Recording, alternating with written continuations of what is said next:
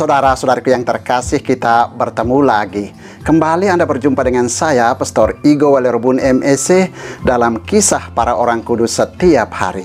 Hari ini tanggal 17 Februari, kita memperingati 4 orang kudus di dalam gereja kita, yakni Santo Theodulus Martir, Santo Bonfilio dan kawan-kawan pengaku iman, Santo Silvanus pengaku iman, dan Santo Nicephorus Martir. Yang pertama, Santo Theodulus Martir. Theodulus sangat dihormati di dalam keluarga Firmilianus, gubernur Palestina. Tergerak oleh keberanian dan iman dari 5 orang martir dari Mesir, ia mengunjungi orang-orang Kristen yang ada di penjara untuk menyemangati dan mengajak mereka berdoa. Tindakannya ini membangkitkan amarah gubernur Firmilianus. Oleh karena itu, ia ditangkap dan dianiaya. Meskipun demikian, ia tetap tabah dan kokoh mempertahankan imannya. Akhirnya, sebagaimana Yesus, Theodulus pun disalibkan dan mati di Kaisarea pada tahun 309. Orang kudus kedua yang juga kita peringati pada tanggal 17 Februari, yakni Santo Bonfilio dan kawan-kawan pengaku iman.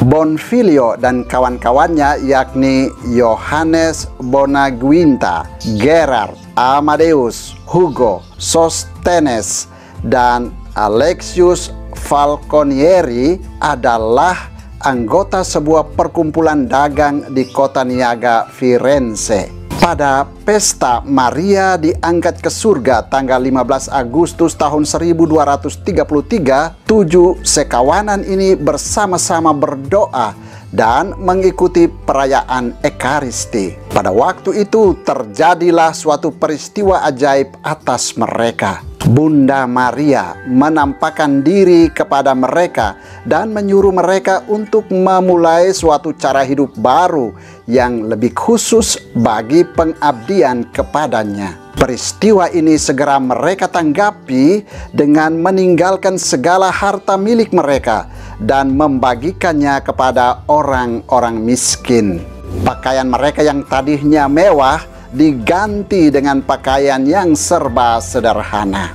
Dalam penampakan berikutnya, Bunda Maria menyebut mereka hamba-hambanya dan menganjurkan agar mengenakan pakaian yang berwarna hitam sebagai kenangan akan penderitaan yang menimpa Yesus putranya. Mereka segera menyambut baik anjuran itu dan mendirikan sebuah ordo baru yang disebut Ordo Hamba-Hamba Maria atau Ordo Servit. Bonfilio bersama kawan-kawannya menolak jabatan-jabatan yang tinggi di dalam gereja. Mereka mengundurkan diri dari kesibukan dagang di kota yang ramai ke dalam kesunyian di pegunungan. Ordo Servit yang mereka dirikan mengutamakan doa bersama dan penghormatan kepada Bunda Maria. Para anggotanya berkarya sebagai pengkhotbah, pekerja sosial, dan seniman. Mereka mengutamakan suasana tenang dan berdoa di dalam biara. Dari 7 sekawanan itu, Alexius Falconieri mempunyai keistimewaan. Ia menolak tahbisan imamat karena lebih suka mengerjakan tugas-tugas yang hina dan lebih mengutamakan karya penyebaran devosi kepada Bunda Maria. Dari antara kawan-kawannya, dialah yang meninggal terakhir. Ia wafat pada tahun 1310. Sebelum meninggal, ia berkata, "Berbahagialah orang-orang yang dengan setia mengabdikan diri kepada Yesus dan bundanya Maria." Orang kudus ketiga yang juga kita peringati pada tanggal 17 Februari yakni Santo Silvanus pengaku iman. Silvanus dikenal sebagai seorang pegawai tinggi istana kerajaan. Ia berziarah ke Roma dan Yerusalem. Sekembalinya di Perancis, ia menjadi uskup misionaris yang giat sekali, hidup bermati raga, dan mengumpulkan uang untuk membebaskan budak belian. Ia meninggal dunia pada tahun 717.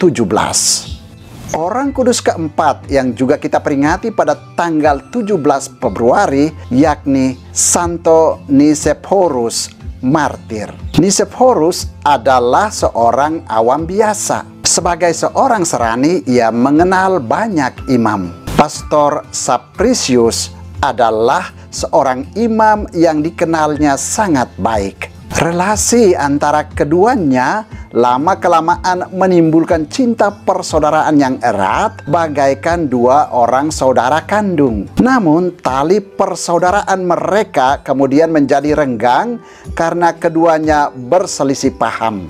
Mereka mulai saling menjauhi, bahkan bermusuhan. Dalam suatu renungannya, Nicephorus menyadari sikap dan tindakannya yang salah terhadap Sapricius. Dengan hati yang tulus, ia pergi menemui Sapricius untuk meminta maaf. Namun Sapricius tidak menghiraukannya. Dengan demikian, permusuhan antara mereka tetap berlangsung hingga peristiwa penghambatan agama dan penganiayaan terhadap umat Kristen oleh Kaisar Valerianus pada tahun 260.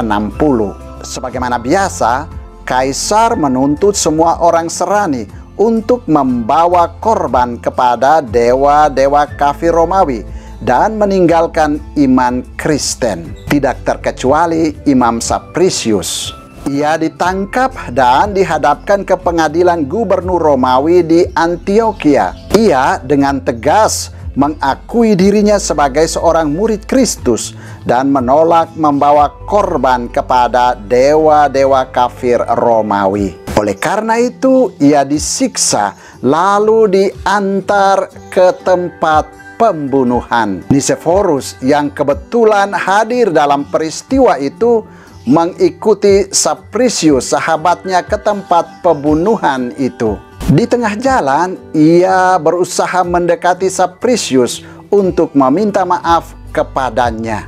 Ampunilah aku, ya pahlawan Kristus yang gagah berani. Engkau dengan berani mengakui Kristus sebagai Tuhan di hadapan orang-orang kafir. Kuatkanlah hatimu. Kristus sedang menantimu di surga dan akan memberikan kepadamu mahkota kemenangan.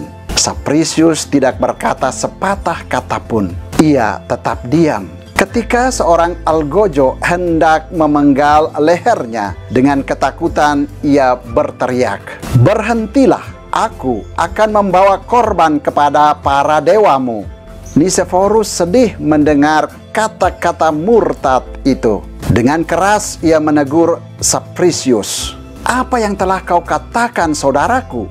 Janganlah engkau abaikan mahkota yang telah disiapkan Kristus bagimu karena penderitaanmu demi kemuliaan namanya." Namun teguran itu tidak dihiraukan Sapricius. Sebagai gantinya, Nicephorus yang mengakui diri pengikut Kristus menjadi korban dan menerima mahkota Kristus sebagai martir.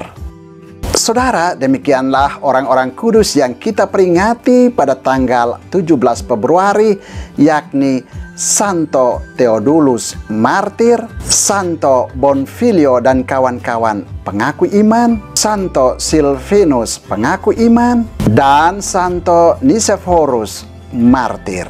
Santo Theodulus, Santo Bonfilio dan kawan-kawan, Santo Silvinus dan Santo Nicephorus, doakanlah kami.